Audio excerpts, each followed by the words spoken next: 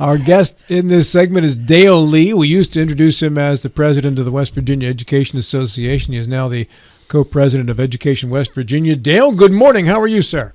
I'm doing great. How are you? And I need to know where this burial ground is. I got to see that when I come over. Well, we'll take you to them, introduce you to the departed ones, Dale. It's quite a lovely site, and we don't know the age of them. I'm not sure we'll ever find out, but there's some hint that they could be several thousand years of age, and the fact that they've remained intact and undisturbed for this period of time is quite impressive to me. So that is truly amazing. Yeah, it is. Yeah, Dale. Question before we get started: what tie do you have on today? I have on the light blue one. Light blue one. Okay, so yeah, that's a problem of not having you in studio because we have difficult critiquing your ties without you being here. Well, I know, and if I'd have thought this through, I'm actually going to be over in the Panhandle in the morning. I'm on my way to D.C. tomorrow, and I would have come in the studio just to show you the tie. Oh, how'd we known? Had I known, I just didn't. Well, you asked me when I was on a golfing trip, and my mind wasn't focused on anything but hitting that golf ball. Very poorly, I must say. I was going to say, how well did you do? So very, very poorly, I must say, but my mind was focused on that. Yeah. Have you seen that series Stick? I think it's on Apple TV. I watched part of it. Yeah. I've seen a few episodes. I binge watched it a couple episodes a night for about a week or so. It was fun. Yeah, about a month ago. I enjoyed that show. Can't wait for season number 2. Yeah. Hey, I wanted to ask you in regards to Paul Hardesty, the West Virginia Board of Education president, his comments on public education in the state, and see if you had seen those comments and your thoughts on those comments, which were critical of the state legislature. Board meeting when he made his comments, and I have told he and Superintendent Blatt I'm going to steal his speech there, because if you really look at the requirements for public education, the law book and the statutes and everything, which is huge. And then he pulls out the 8x10 sheet, 8x11 sheet of paper that's front and half of the back of the requirements for charter schools, and then pulls out an index card for the requirements for homeschools. It is quite a visual to let you know where we are. Yeah, what's the answer, Dale? Is it to lessen the restrictions on the public schools or tighten the ones on the non-public schools? Well, I think it's a combination of both, actually. I think one is you have to give our public schools the freedom. You have to give our educators, the teachers, the freedom to see what their students need and to get them there.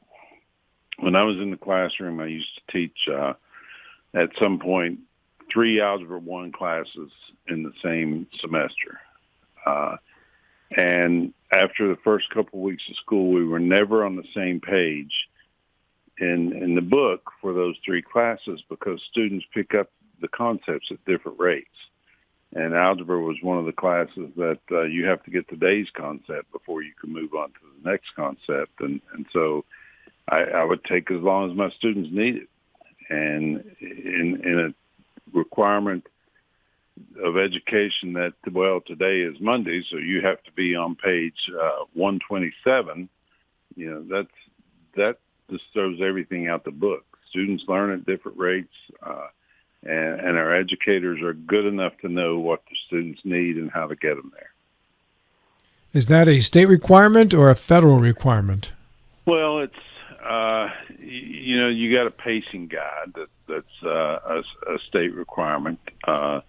The federal guides came under No Child Left Behind and Race to the Top, and that's part of the problem with public education is we're not asking the experts, the educators, what our students need. We have politicians trying to make those decisions, even here in the state in Charleston.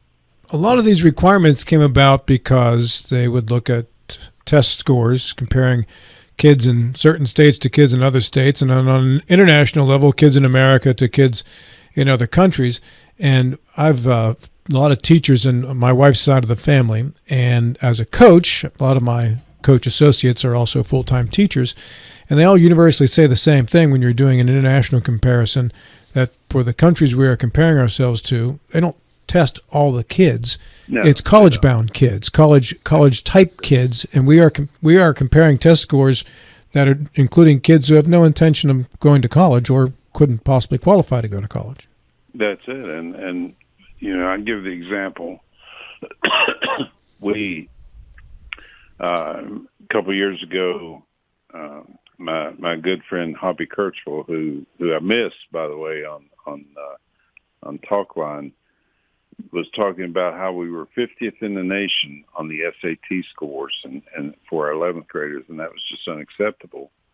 And I immediately texted him and said, "That's true, Hoppy, but we test. That is our assessment for 11th graders, and every 11th grader in West Virginia takes the SAT, not just those going to college or not those going to out-of-state colleges. It's almost every 11th grader. When you look at our ACT scores, which are taken by those who are going to college and have the interest in getting the promised scholarship, we're actually 25th in the nation in the ACT scores. So I don't like those comparisons on any single test. I hate the comparison on the NAEP test. The NAEP test is a random test given to 13% of the fourth graders and 18% of the eighth graders. It doesn't mean anything to those kids. You don't know you're going to take it until you're called out and said, "Here, give us this test." And it's a single snapshot in time of a random selection. I use the example as an old basketball coach. If I just use Shaquille O'Neal's free throw percentage to rate him as a basketball player, boy, he wasn't very good, was he? Good point. Couldn't shoot a free throw. No, but you have to look at the whole game, and it's just like our students. You have to look at everything about the students. You have to look that we're one of the best CTE programs in the nation. You have to look that the number, they said at the board meeting that the number of kids that are taking the AP exams and passing them increased by an additional 6%, and it's already high anyway. We are in the top 5 in the nation in the increases made in public education since COVID. We're doing some really good things out there, but everybody would rather focus on a single test score, a negative test score, than relate to positives. Bill? Yeah, good morning, Dale. Always good to visit with you. Two questions, but before I go to the question, you mentioned Hoppy Kirchville. Hoppy is on the Stubblefield Institute Board of Directors. I don't know of anyone that's more in tune with the state of West Virginia than what Hoppy is. Not only is he, I don't either, and I should have ended that, Bill, by saying, and as soon as I texted Hoppy and Hoppy did the research, he said, "I was wrong. This is not a good comparison of apples to apples." And I think in all my years with Hoppy, and we loved sparring with each other, he may have said he was wrong twice, and I may have said I was wrong probably 5 times. So but we have he's a great friend, a great person for West Virginia, and he is really in tune with everything going on in West Virginia. Yeah, and he's very much engaged with the board of directors, yes, which I appreciate. Going back to Hardis's talk, he made a statement that said over 36,000 students have left the public school system in the last decade. He said some have moved out of state, others have moved to homeschool, Hope Scholarship, and private schools. Dale, do you have any sense at all how that 36,000 that have left the state, how that's broken up in those 3 or 4 categories? In other words, what percent have left the state as opposed to moving to other means of education? I don't have that data, but I can tell you that the number of homeschoolers that are taking the Hope Scholarship has increased pretty dramatically, and I anticipate next year, 2026, 2027, when they removed the requirement that you would have had to been in a public school for 45 days to receive the scholarship, that number is going to jump even more. Yeah, another point that Paul made was he was fairly critical, without saying so much. He was very challenging of the legislators in 2 points. One was the school aid formula, which he said little control on by the State Board of Education. Yet it's the school aid formula that's causing the consolidation or the consolidation of various schools. The other one was what you alluded to, were the unbalance between regulations. In which he clearly put at the feet of the legislators. Do you think he was justified in being as direct and challenging the legislators as what he was? I think we definitely need to look at the funding school aid formula because it is totally based on student population. And I give the example all the time. If you're in Randolph County and you lose 50 students, then that's losing funding and losing a position. Excuse me. Sure. But you still have to run the buses. You still have to have the school open. Instead of having 22 kids in the class, you may have 18. So you still have to, your facilities are still the same. You just have less funding. And what's happening now, because of that less funding, we're having to look more and more at consolidations, particularly in these elementary schools. Dale Lee, our guest here on the program. I believe it was. It is justified that we need to take some looks at everything. Okay, the second part of that question about the regulations, highly constricted for the public school, much more relaxed for charter schools and homeschool. Again, he put that at the foot of the legislators. Is there merit for that? Yeah, there absolutely is. A couple years ago, I was in a Senate Education Committee meeting, and the first bill they were discussing would have added some requirements to private and parochial and schools. And one senator from Raleigh County spoke against it and said they need to take the requirements away from that. Do you need a second there, Dale? I'm good. They need to take some requirements away from that because that's why they're private and parochial schools. They want to run it the way they want to. And the bill was defeated, so they didn't add requirements to public and parochial schools. So the next bill, they wanted to add requirements to the public schools, and they were speaking on how they needed to do this. And I had a senator call me up to testify, and I said, I'm pretty amazed that in the bill before, you voted down to add some requirements to private and parochial schools, but you want to add them to our public schools. And a senator said, well, don't you think we have the right to do that since our public dollars are funding our public schools? Yes, ma'am, I agree with that completely. But our public dollars are now funding private and parochial schools with the Hope Scholarship. So you have to have the same comparison there. If your public dollars are helping fund it, then you have the right to add some requirements to it. Hi, this is John. Good morning. I'm really surprised that this SAT statistic that West Virginia is only one of a few states. Idaho, Indiana, Kentucky, Michigan, New Hampshire, New Mexico, Rhode Island, and West Virginia are the only states that require students to take the SAT or the ACT to graduate. None of the other states Actually, do. The SAT it's only the SAT that's our assessment for 11th graders. Okay. So that does skew the statistics. Sure it does. It occurs to me, are we reaching, where is the point of no return? Well, we have the problems that we hear about in this studio from teachers and legislators who are concerned about the education system. We hear about consolidation, of course, which is a problem because that shuts down schools and increases the commuting times for students, which one could argue is part of the truancy issue that we have. Sure. We have the locality pay issues. We have the discipline issues. We have all kinds of problems with the schools. And now we add, 36,000 students have left the system.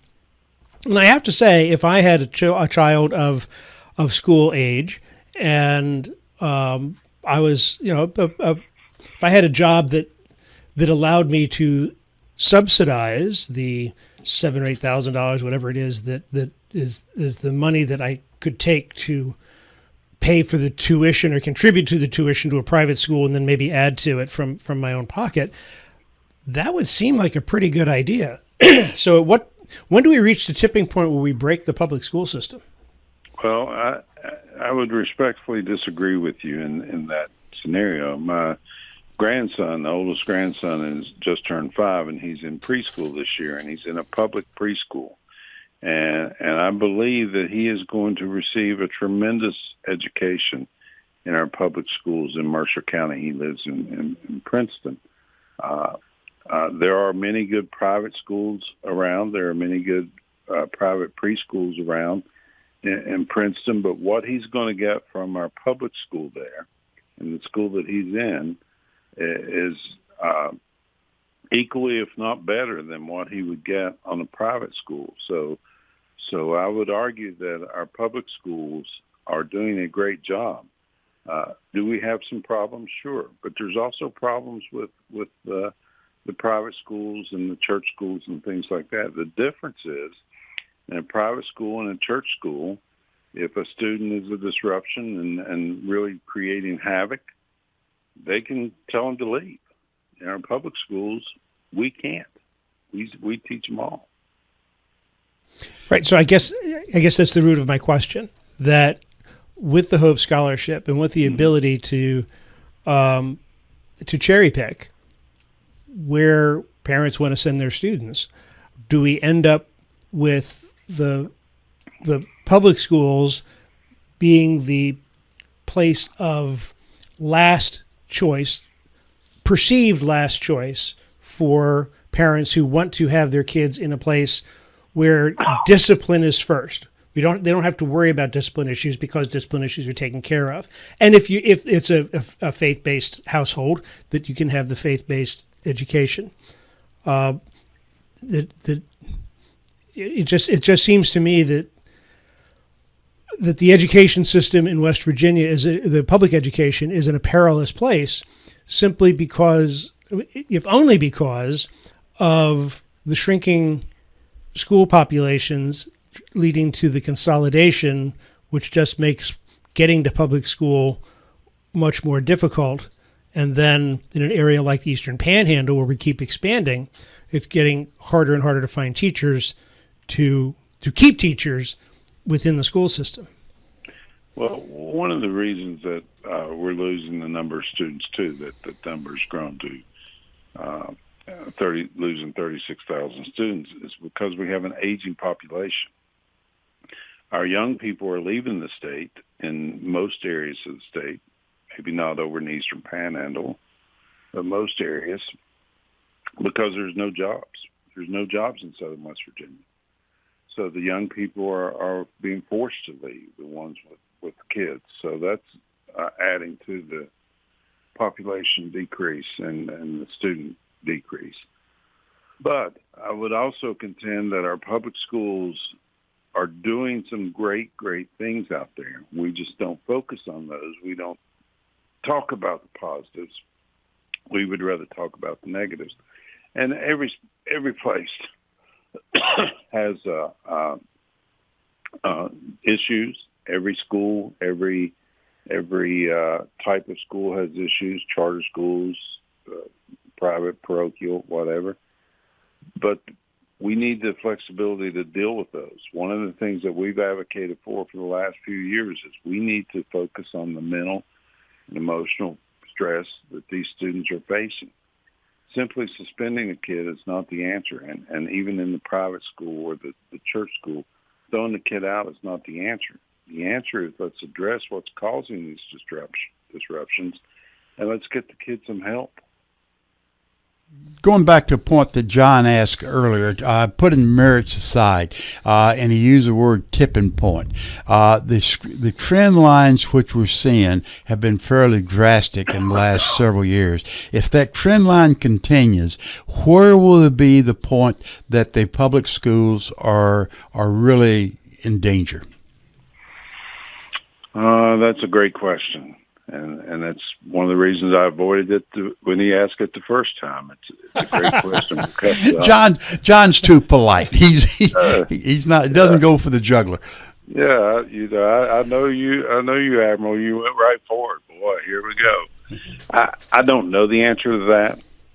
What I know is that we have to figure out a good system. We have to figure out the changes that need to be made. And if you really want to figure it out, go to the experts of public education, go to the teachers, the service personnel who are dealing with the students every day, and ask them what they need. Politicians are not the answer to coming up with the answers to public education. We're the only profession I know where, because everyone went to school, believes they're the expert. I jokingly say, I never miss Chicago Med on Wednesday night.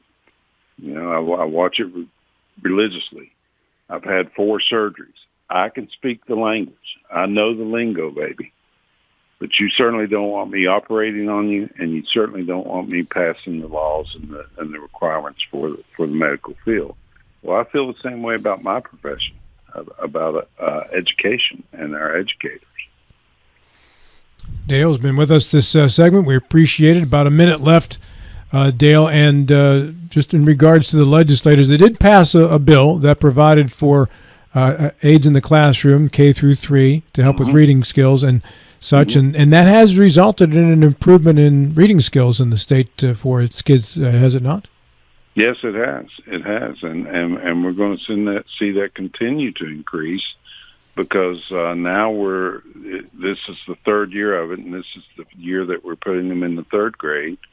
And so as those kids advance to the school grade areas we're testing, we're going to see increases. We're going to see improvement along the way. Hey, appreciate your time, sir. Take care of that cough, okay? I will do my best. Thank you, guys. Thanks, Dale. And the next time you join us, I'll get another coaching refs relationship story out of you, okay? That sounds good. Appreciate it.